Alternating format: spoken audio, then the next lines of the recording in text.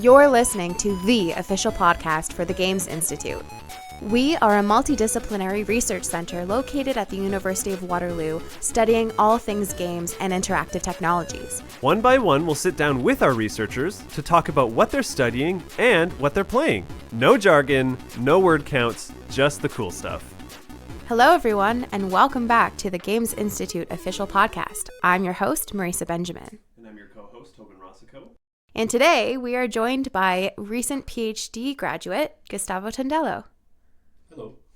I'm going to really quickly read through your bio, Gustavo, because you have a lot going on, and I think that we need to set a groundwork for what we're going to talk about today.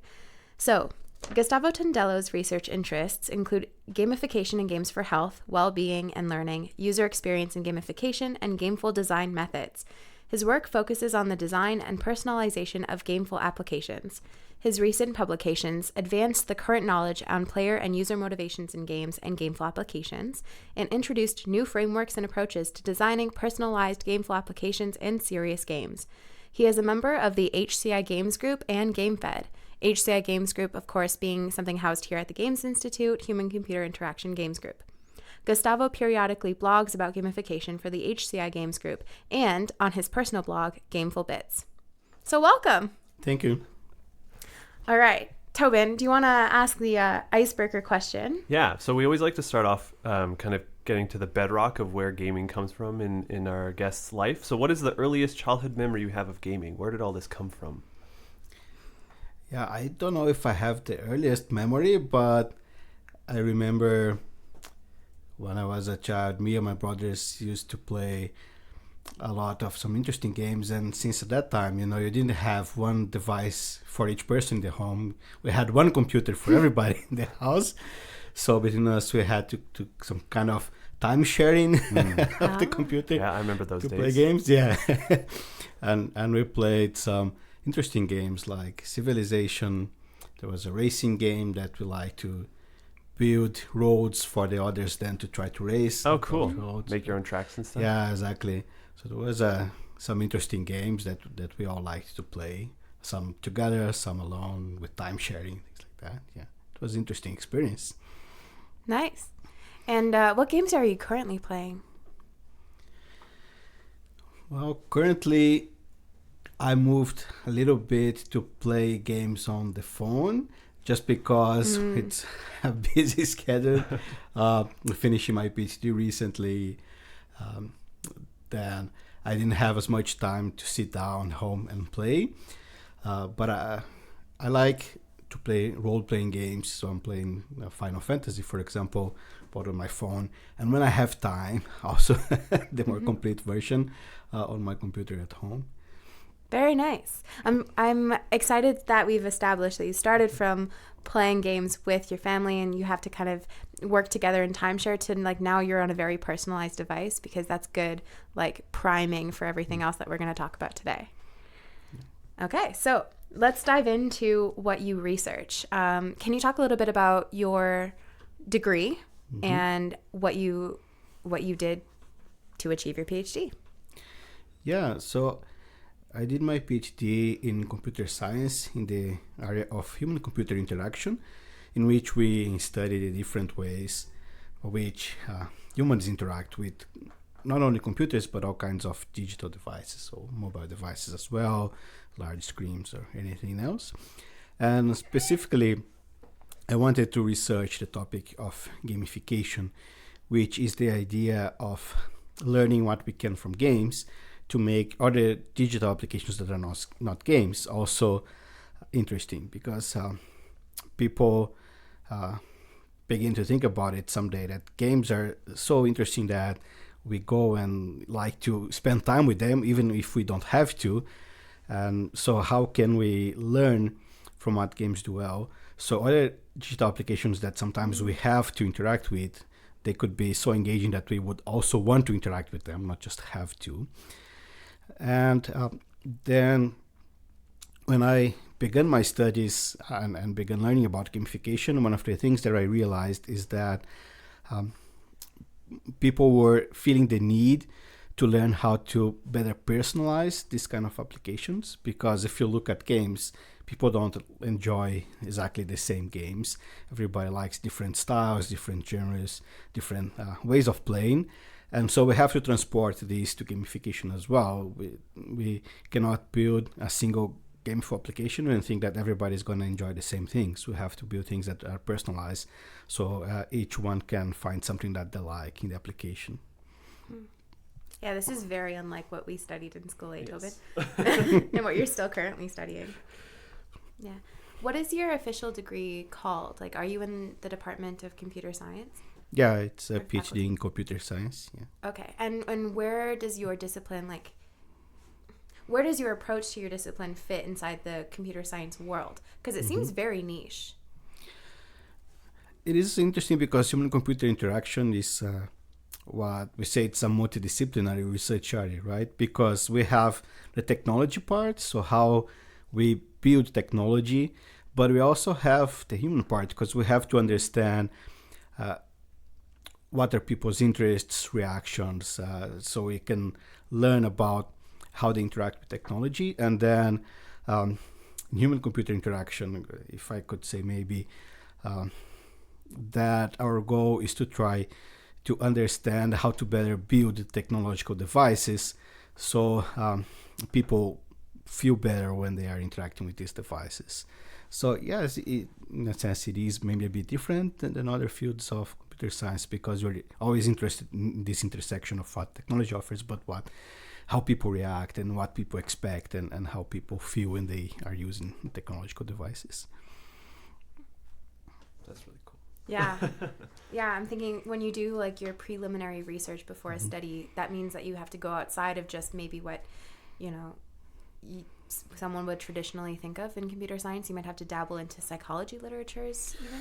Yeah, exactly. We combine literature from computer science with literature from psychology, from other social sciences, a lot of interesting things. And also, what's particular about human-computer interaction is that our studies always involve people, right? So some of the things I did for computer science during my master's, for example, I could just develop some things with myself, just between myself and the computer, and test it, and it was everything solved. But not in human-computer interaction.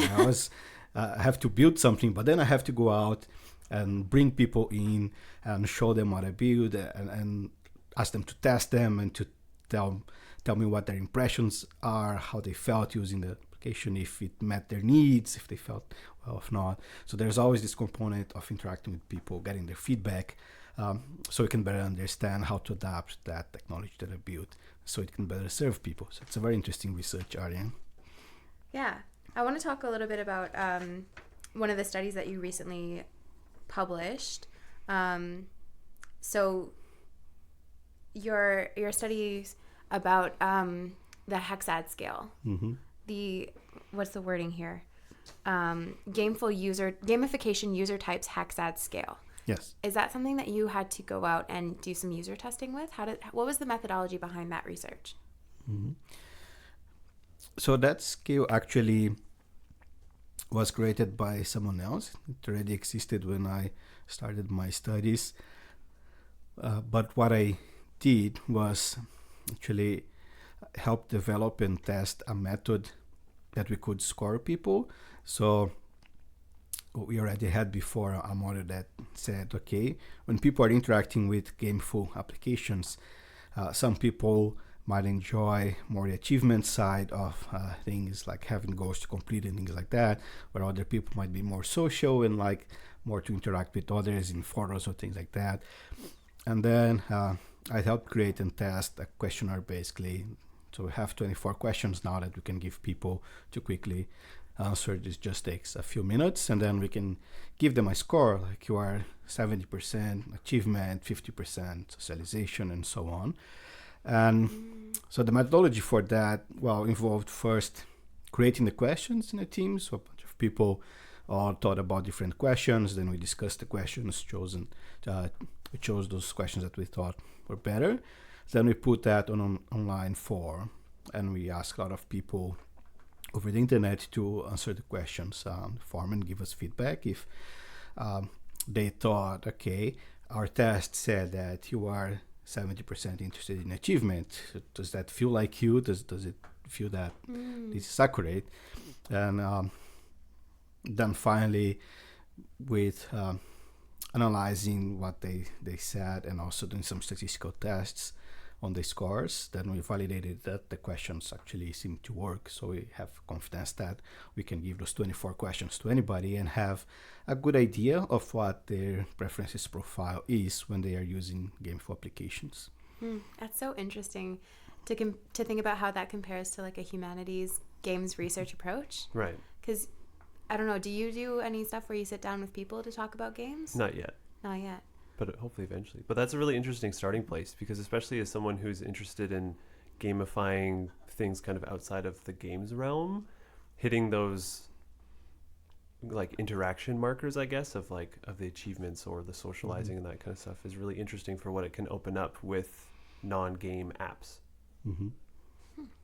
I do think that we should go maybe a couple of steps back, because I realized that I have a grasp on definitions about, gamification and gameful thinking based on a presentation that you gave it might have even been last October 2018.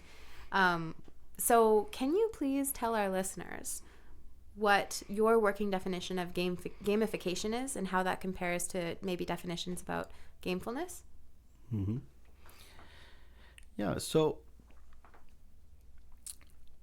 as I mentioned before, like we use the word gamification just as a broad idea of taking elements from games, things that we usually would see in games, like you have goals, you earn points when you achieve these goals, maybe you earn badges to show that you have achieved something, maybe you have a leaderboard to compare your performance with others, maybe you have an interesting backstory there that guides and give some meaning to what you're doing, helps you understand why you're doing what you're doing. Maybe you have an avatar that you can customize to represent you. So these are all things that we would expect to see in games.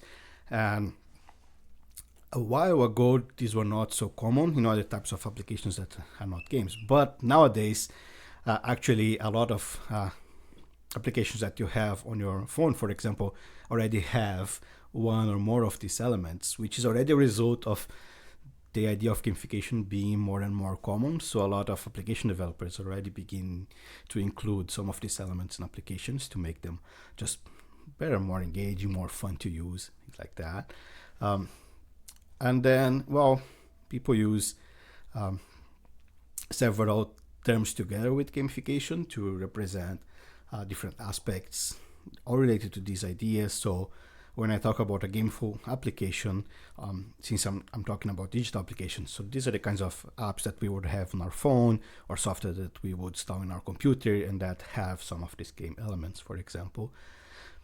If we talk about the gameful experience, so that's what we users feel when we are using this kind of applications. So it's a bit hard to describe, because if you ask someone to describe what you feel when you are playing a game, it's hard to describe. But if you play the game, you know what the feeling is, right? So the gameful experience is when you have kind of a similar feeling, even though you're not actually playing a game, you are doing something like you're learning something or you're tracking your exercise or something like that, but you're still feeling a little bit of that feeling that you have with a game. Okay, if I do a bit more, I can get a badge or something like that. So you still have that feeling, even though it's not a game you're playing. And then we have gameful design, which is basically the process of creating this kind of applications. If I want to create a mobile app that uses games elements, so there's some guidelines, some processes about how I do that, and that's gameful design. And when people talk about game thinking or gameful thinking,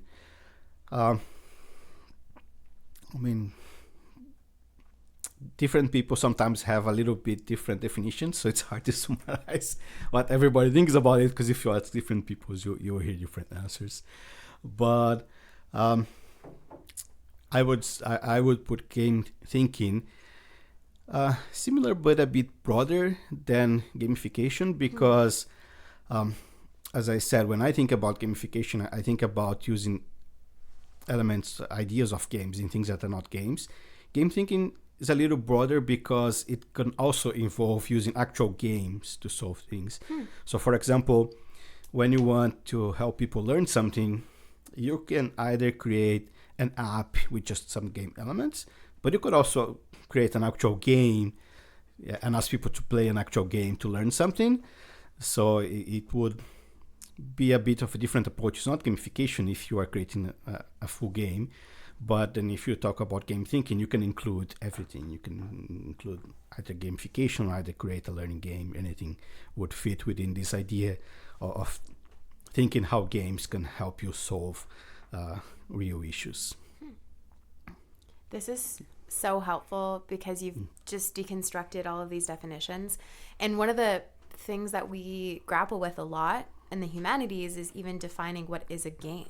And then all of a sudden you come in here with these definitions from your field that talk about like gamification, using elements from games, but it's not a game. So what makes something a game then? If you can pull apart the different components and apply it here, but then still call it not a game, what even is that? Yeah, that's a difficult question as well, because the boundaries between what is a game and what is something that's not a game but still have some elements, it's not well defined. And again, if you ask different people, you might get different answers. But like, I'm thinking, you know, the paperclip in Microsoft Word that pops up and helps you. That kind of emulates like the non-player character aspect of a game. Yeah. But Microsoft Word isn't a game. Yeah. But then again, how do we sit here and say that it's not a game? Because maybe it is a game. Yeah. And that's one of, like some authors even say, like I mentioned before, it's so difficult to explain that sometimes if you ask someone, is this a game or not, they will quite sure say yes or no. But if you ask them to explain why, it's difficult, right? Yeah. But what we can try to say in general terms is that a game is kind of self-contained, right? When you play a game session, then it has a start, it ends. When you end the game, usually all the consequences, if you win or lose a game, it's contained within a game, right? So after you finish the game, that's all gone. Yeah, that's really cool. Whereas something that's not a game usually have more permanent consequences, right? So to use the example from Microsoft Word, it's a good example because if you write a text helped by Clippy, once you finish it and save, the text will still be there and you might still use it for something. So it's a bit less self-contained, and then the consequences are more permanent. So that's one of the ways of thinking about it. But again, it's not an absolute way. You can find lots of examples that kind of seem to fall in between, and then it's hard to say if they should be considered a game or just a game of application. But some other examples are easier to just differentiate. Yeah, if you try hard enough, you can pull apart any of those definitions. Yeah. But that does seem to be a really strong working one. Because I was going to ask, like, the fun thought experiment that Neil posed to our game studies class way back in the day was, is academia a game? Like, is getting your PhD a game? Because there's that reward in the end, and you hit obstacles along the way, and there's mini tasks, and then defending your dissertation is the final boss. Yeah. It's an interesting way of looking at it. Yeah, but then by your definition, of course, it's not, because there's real consequences, positive consequences, hopefully, of having a PhD. Yeah. So it could be an example of gamification. Yeah, you could think about the steps that you need to get a degree in the same way that you approach a game, with this idea of having challenges to overcome. But yeah, I would say then, since the effects are more permanent, then that's what would make it an example of gamification and not a game. We could have a lot of fun with that analogy, because I'm thinking then your supervisor is the non-player character. The mentor, the tutorial. Oh, the tutorial is maybe your class is in first year. Yeah. We could workshop a game to simulate. Anyway. But that actually is what we wanted to ask you next, which is, can you talk about your PhD research? And maybe put it in the context of the PhD journey for a computer scientist. Mm-hmm. Yeah, so as I mentioned in the beginning, during my research, I focused on how to personalize gameful applications because that was a need that a lot of people that were working with gamification were identifying when I started and already are, and people are talking more and more about that. So what I did was help develop a series of tools that we can put together in kind of a process to help us create personalized options for our digital applications. So what I mean by that, so there are some games that are focused on one particular type of experience. So there's one thing to do in that game. As a player, either you like that kind of experience and you like that game, or you just don't. But there are other games that are very complete and offer lots of different types of experiences. One example that people use often, just because it's a very well-known game that has this characteristic, is World of Warcraft, for example, because it offers lots of different things. If you are a competitive player, you can play competitively. If you don't like competition, if you just like to go and do your quests in your pace, you can do it. If you like to collect things, you can collect pets and armor and things like that. So just there's a lot of playing styles, right? So not all players play the same way. You go there as a player, you can choose. That's what I like. So that's the kind of things that I'm going to focus on. And so when you transport these elements of games to other things that are not games, you also have to think about these kind of things. In the beginning of the first times when people begin thinking about gamification, most often the ideas were very simple, like let's just count points and put a leaderboard here and that's gamified. And okay, that's one of the ways of doing gamification, but not everybody might like that. Some people might really enjoy having a leaderboard and competing with others, but some people might just not feel good about it, especially in some contexts, like for example, learning. So maybe it's not a good idea to compare how you're learning with other people. It's a good idea to compare how you're doing with yourself, how you are improving over time, right? But for other people, maybe that is a bit engaging. So you have to learn that there are these differences. Just like World of Warcraft does, for example. So my approach to personalized gameful design is let's not build a gameful system that only has one type of experience. Let's offer several types of experience. So leaderboard can be there, for example, but maybe let's make it optional. So for users who like that, they can opt in. If they don't like it, they don't need to. And then let's offer other things for people who are maybe not into leaderboards. Maybe they would like just to receive badges, just to remind themselves of what they have accomplished. So let's offer that option as well. Maybe some people, as I mentioned before, are just social and would like to have a forum where they can chat with other people and see how they are solving the same problems and exchange ideas. So let's offer that option as well, right? So that's the approach that I suggest. Let's create these gameful systems with several different options there, and then let's just offer people different ways that they can choose what they are going to do, either by providing them the choice, just showing them, okay, we have a leaderboard, do you want to participate?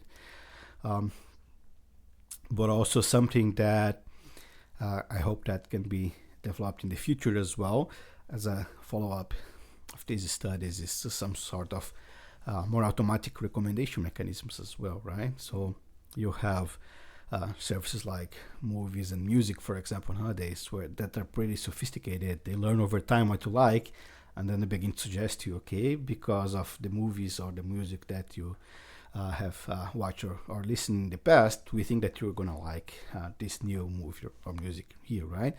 So this is something that's not well developed yet, but we hope that in the future as well, as research on personalized gamification evolves, we will someday reach this point where a system could even learn from your interactions and then suggest to you, okay, you haven't tried this game element here yet, but based on what you've done in the past, we believe that you might enjoy this, so maybe try it. Cool. Yeah. So this kind of interest in personalized gaming experience, does that come from your history with games, or is there something in your research and just kind of academic career that you were exposed to and thought, okay, this is interesting, I can get behind this? I would say it's maybe a little bit of both. I mean, what got me interested in working with gamification in the first place was the history that I have with games, and learning that we could use this to also solve important world problems, and gamification have been used for a lot of different things, like help improve the student experience, help improve the employee experience in companies, help people better track and improve their health, their nutrition, their well-being, help communities be more engaged with each other. So many interesting things that we can improve by using gamification. So that idea inspired me. And the idea of personalizing things, it was kind of everything came together, which was very nice, because people were talking about this need when I started doing my literature review and interacting with people in gamification world, and that's something that always has interested me as a researcher as well. Like for my master's, I had also done something that was related to customizing software to different needs. Oh, cool. Although that was not as much related to needs of people, but more related to the needs of the process at hand. But still, it was about customizing things to different needs. And then when I noticed that in the gamification world, people would this need of personalizing things to different needs of different people, that was something that I really got interested in working with. And so as you studied and interacted with others, and this notion of personalization was so prominent, did you find that, or kind of in what ways did you find that it resonated with people personally? That's probably a poorly constructed sentence. As to why it is important, right? So I mean, if the three of us in this room, if you're trying to design something that would fit our personalization specifics, what are kind of the benchmarks of what you look for in order to gauge the importance of personalization to each of us? Mm-hmm. Yeah, so something that we ask people is about how they feel using the system, how they feel having the ability to control their experience. And in the last study that I did, we had some very good feedback from people saying that how much they enjoyed being able to choose what elements they would interact with without being forced by the designer to just do what the designer thought was best. So we had the freedom of choice and not necessarily being on rails or anything like exactly. that. We had people giving us feedback that, because I was able to create the experience that I liked, it really motivated me to complete more tasks, which cool. That's be really one of the so we could measure performance, for example, if you are motivated to complete more tasks, if you learn better or more because you are using a personalized application. That's also interesting. If you are using it to track your health or fitness, for example, and improve it, so also we can measure performance and believe it will be much better if you can personalize the application to yourself, right? Like some, for example, if you just say to everybody, your goal is 10,000 steps. So for some people, that might be too easy. For other people, that might be very hard. Oh, yeah. So have to personalize that goal, right? So just with simple things like that, you can see that if you give people the opportunity to personalize, their performance might be better. And so if you give 10,000 for someone that is just that's just too hard for them, they might just give up. Yeah. But if you give them a goal that's more realistic and they actually do that, they feel good about it, then they can increase their goal a little bit. You can also see some improvement over time. So that's also a very interesting result of personalizing the experience, for example.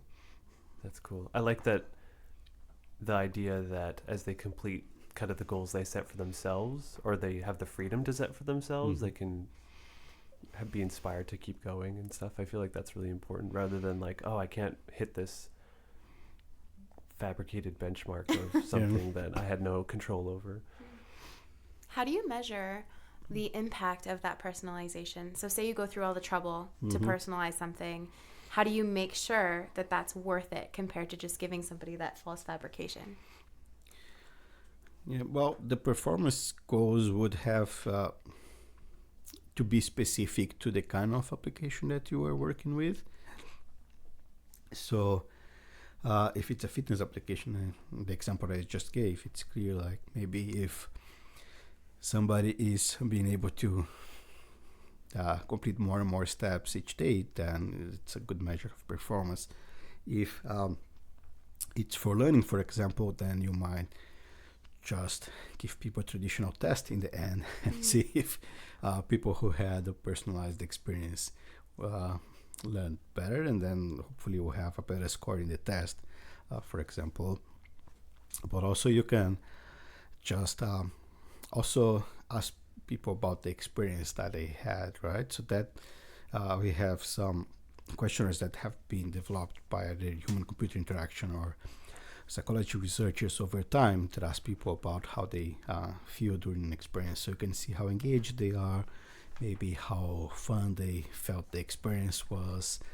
So there's different things that you can ask as well, just to see. Sometimes maybe the performance didn't change that much, but people felt much better. Just as I mentioned in the previous example, people felt very good because they were in control of how they were going to interact with the systems. That's also a nice result of personalizing something, even maybe if the performance didn't change that much.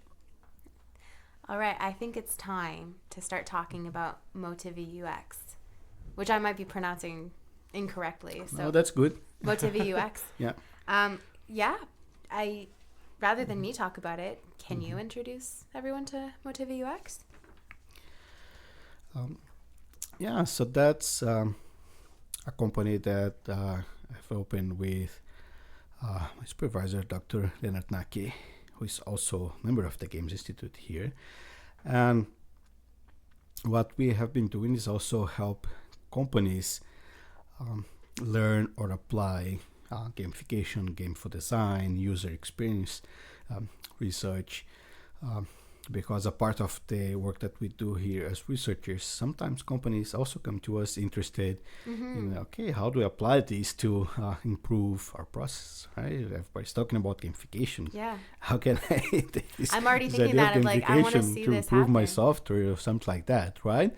And so if companies look for us and ask these things, which are not necessarily research, but they're applying the knowledge that we have already gathered to improve a product, for example, help them design something better, or maybe help them test a design that they already have, so they could test the kind of things that we were talking about, for example, bringing people in to test a design and get their feedback. As we do this research, we can also do that to test a specific product, for example, and then give the company a report saying, okay, those were the good things in your design. Those were the things that people didn't like that much. So suggest maybe you can do this and this to change. That's the kind of things that we offer there. And do you have any examples maybe that you could tell us of work that you've done there? Not much yet because we're just starting. Now that you so we will are doing hopefully PhD, have more in the future. Yeah. I suspect you probably have more time on your hands now after finishing your dissertation. Well,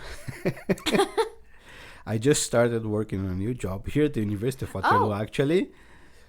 Oh, excellent. At the School of Computer Science. Well, I just stayed in the School of Computer Science, just finished the month as a PhD student, and then started July working as instructional support coordinator at the school. So I have my time used now in Well, something that's congratulations. really interesting for me as well, because I can continue working in the educational field and help educate newcomers into the area of computer science, and hopefully apply everything that I've learned with gamification as well to help improve the way that we structure education in the school. But well, that's something maybe for a future podcast, because I'm Yeah. just starting, so I have to see how that's gonna work. Yeah, you are definitely too busy for a 1 hour time slot podcast to cover everything. But how about Gameful Bits? Is that still, are you still managing your blog on, it's Gameful Bits? Yeah. I am. To be honest, I haven't actually posted anything in a while because finishing a thesis and a defense, everything was really time consuming. But hopefully now, at least for that, I will have a bit more time now and now get back to writing. And the idea is that I will write the results of our research in a way that's more interesting for the general public to read about. Because academic papers are really interesting, but sometimes they're long pieces to read with lots of details.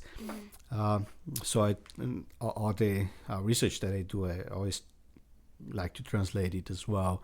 Just nice summaries that are interesting for the general public to read, or even just for people to have a first contact with the research, see if that's something that's interesting for them before they actually go and read the full paper. And I talk about other things happening in the gamification world as well. Sometimes I give my opinion about a topic related to gamification. So. Do you find it helpful to have a venue to do that, where you don't have to necessarily, I don't want to say conform, but like structure your language and stuff in a way that fits with journals, and you can just kind of go off the cuff and have a conversation? Yeah, it has been a very good experience. Well, let me say for two reasons. First, like it is interesting to be able to communicate your research results in a way that's not only less limited, but it's also a shorter, because the way that academic papers are written is an important way to allow people to actually reproduce results and to actually help people build upon previous research. So you need to read a lot of details when you're gonna use someone else's research into your own, right? But when you just want to learn about a topic, maybe you don't need to read all the details. You just need to read a nice, interesting summary. So that's what I try to put there in my blog. And that has been something that the HCI Games Group has been doing as well with other research, not only myself. And I have been receiving very interesting feedback from that, from people who read interesting things in the blog there and reached to us because they heard about our research from there. Oh, cool. Even other researchers sometimes, because I was just saying, like, even as a researcher, maybe it's easier to get familiar with a topic just by reading somebody's summary of that research in a blog post than actually having to read the whole paper, which takes more time. But also, writing about that research there has also helped me get in touch with people who are working in the gamification industry much faster and easier than if I had to ask them to read my research papers. I have very good experiences as well from people from the industry that mentioned that they read information there in the blog, and maybe they have good idea to try on their job because they had something there, or they have some feedback from me about what they think about that. So that has been very interesting as well to create this bridge and this communication with people in the industry, not just researchers, because you have their a blog and social media to get in touch with them. That's great. I mean, that's the goal for this podcast too, is to have a forum just like that. So that's awesome. Yeah, because I think honestly, every researcher should consider mobilizing the research in a way that goes outside of their discipline. Yeah. There's so many reasons why people are interested in things that they have never heard of before, and it's really difficult to go and read abstract. So putting in something that's more digestible and inviting should be mandatory at some point. I wanted to ask about what games have inspired you. And I know that we alluded to this because you talked about World of Warcraft. But is there any other game that does a really good job at personalizing things for the user and caters to player preferences that has inspired you in your research?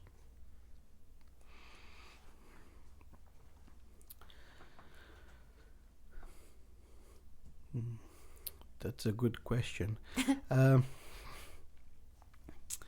I mean, this kind of massive multiplayer online games have been, I think, the ones that have invested a lot in offering different options to players, because then they can get a very large player base, right? Because then they have different types of players there with different interests.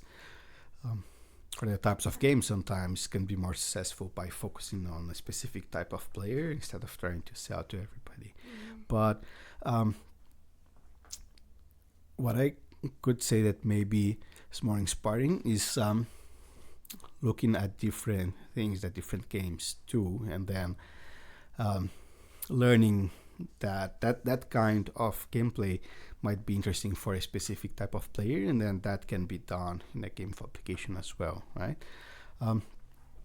So, like for me, is a particularity that makes game applications a bit different than games in the sense of needing personalized design, because usually for the game applications that you have, you want all types of users to be engaged with them, right? For example, if you are offering a gameful experience in a classroom, you want all students to be engaged with that experience. You want it to work for everybody.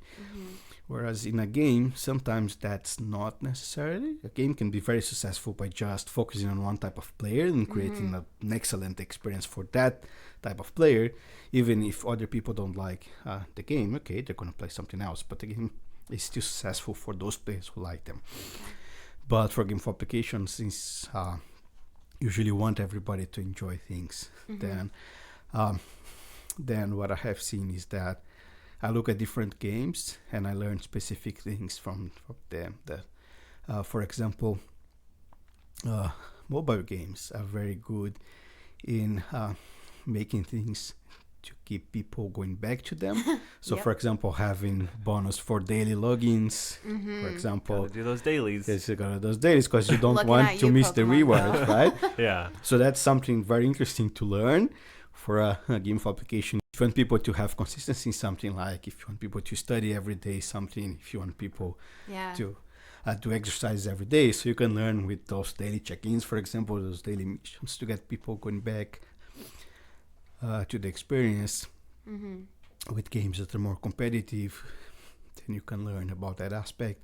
So yeah, I would say I look at different games and different games inspire me with different types of experience that I think, okay, then for that type of user, that experience is interesting, right? Yeah, for the social games, you get experience that are interesting for social players. For games that are more difficult, you get inspiration for challenging game applications as well, for people who like challenges. So while you were talking, I started thinking about Neopets. And yes, I always try to work Neopets into conversations when I see that as a possibility. But I used to play Neopets as a kid, and then I found it again in my adulthood a couple years ago. And every time I fell in love with Neopets, I started to fall out of love with it because it's over-personalized. You can do so much on that game. Like, you can pay attention only to items. You can create as many Neopets as you want and try and feed them. Then you can go and play the mini games. And then there's the meta-narrative games that you play throughout the site. But the problem is there's so much that caters to specific player preferences that tries to include everybody that in the end I end up feeling isolated from it because I feel like I can't do it all. I guess maybe I'm a completionist in a game, and so that has a reverse effect on me because I think this isn't what I want. But I'm curious to know if you've found a happy balance, if there's any rule for personalization versus universalization in the game. That's a very good question, but I think the answer is that still needs to be studied more. What I wrote about it a little bit in my thesis is that I think that offering too much choices might also create a problem. That's what you just exemplified here, because the user can feel just overwhelmed with lots of things to do, and this feeling that it's just impossible to do everything. So that's why my suggestion as a method for personalized gameful design is that as we learn, or as we give people choices, then kind of we have to customize as well how the experience looks like. So maybe leaving the things that people want to do there, and then the other things that they say they're not interested, you just hide them, for example. Like it gets smarter over time. It's not one and done. So then if I'm a user, I open an application that's personalized to me, I'm gonna see the things that I want to do, but I'm not gonna see the other things. So I won't have that feeling that, oh my God, there's so much here to do and I cannot do everything, because I can do everything that's feasible to me. And the other things that I don't like that much, I don't even see them. So I don't have that persistent feeling that there's something that I'm missing out, or something that I'm leaving behind, right? But exactly what's the best way to do it? What's the best balance? Should we actually hide the options that the user didn't select, or should maybe just don't show them as visible in the user interface as the other things? We still don't know what's the best way to do it. That's still open for future research, for sure. Cool. So those who are interested, who are listening, can start digging into that and find something that suits them to research. Yeah, there you go. Ideas for anyone that's considering doing a master's or a gamification in or a PhD in gamification. Yeah, that's cool. All right, so we're nearing the end of our time, and so we're gonna circle back to the question that you've probably been dreading this whole time. If you could recommend or have everyone play one game in the whole world, what would you put forth as the sole game that is worth it? Yeah. I think that I actually cannot answer that question, because if I did find a game that I thought everybody would like, that would invalidate my whole argument. People have different preferences, right? So yeah, that is my answer. I don't think there is one game that everybody in the world will love, because people just like different things. So we need several different types of games out there, so people that like different things have something that they like. I gotta say, you set the bar high on that question, because I don't know how anybody is going to answer it now in the future. We'll keep revisiting it. See, we've had a few in the past. Oh yeah, they've all been great, but it's hard to deny that everybody is going to approach a game differently, because there's no single book that I'd recommend everybody read. Oh, you know what? Maybe there is. The Old Man and the Sea? No. More on that later. All right. That brings us to the end. So, Gustavo. Oh, no, I didn't ask where people can find you. Where can people find you? Okay, so, well, I'm on Twitter. So just look for me, Gustavo Tondello, on Twitter, or look for me, my blog. So it's blog.gamefulbeats.com, and you can also contact me there. Great. We will make sure to include that in the show notes. Now that brings us to the end.